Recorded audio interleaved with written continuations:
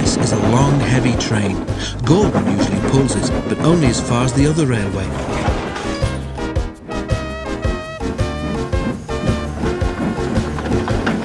Another engine takes the coaches from there to London. It is an important train too, and must always run whatever happens. If Gordon is ill or busy somewhere else, James or Henry have the chance to pull it. They try their best and do it well. Too well, perhaps, because sometimes the importance of the occasion goes to their smoke boxes and makes them boastful. One day, Henry was feeling pleased with himself.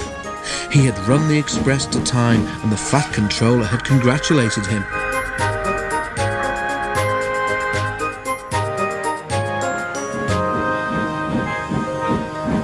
"I don't know what the fat controller would do without me," he said importantly in the shed that evening.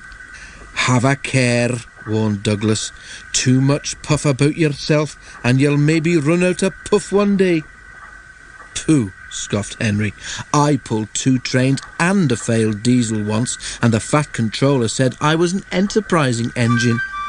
"Aye, I mind it well," agreed Donald. "I took the goods train on, you recall, but Dougie is right. Puff goes before a fail." The Scottish twins were wasting their own puff, of course, because Henry took no notice whatsoever. A little later, the railway had to begin using a new sort of coal.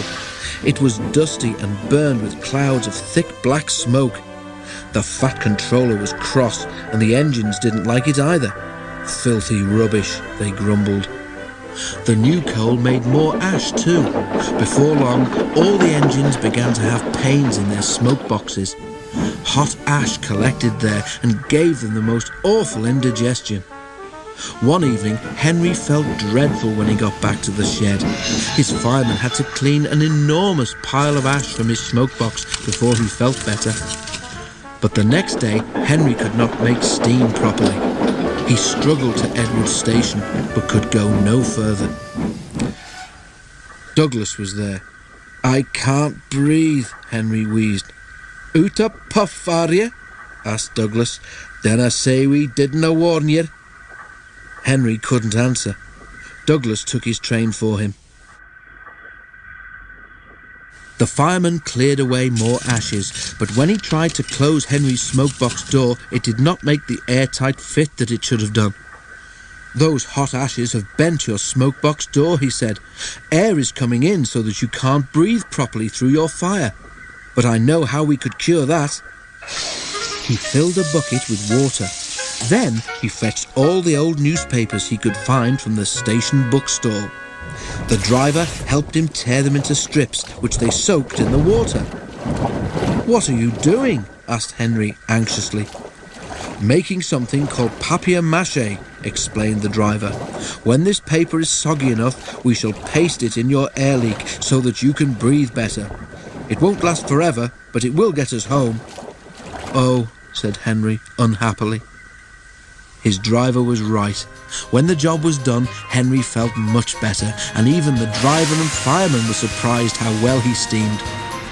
"We'll have to get the fat controller to make it permanent," they joked. Henry went very carefully and reached the shed without mishap.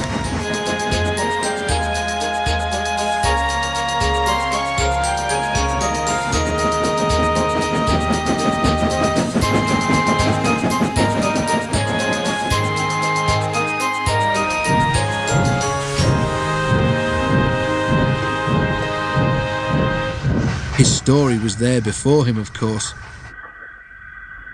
Donald and Douglas didn't say anything, but now and then made sort of breathless, puffing noises. Henry thought they must have a very odd sense of humour.